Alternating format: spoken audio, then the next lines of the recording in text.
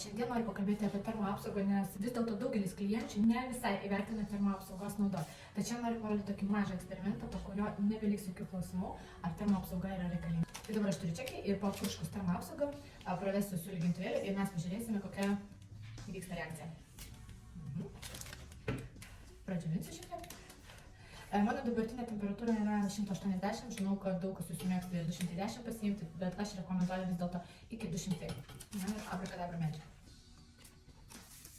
Štai ir matom, kur yra termoapsauga, kur jos nėra, ne? Tad įsivaizduokit, lygiai taip pat dega jūsų plaukas. Termoapsaugą supurškit, turit apsaugą. Nesupurškit, tai jau pačios kaltos, kad savo plauką degina.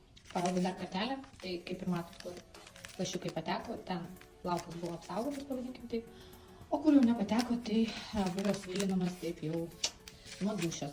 Ir turėkite omeny, kad su karšta feno srove vyksta lygiai tas pats.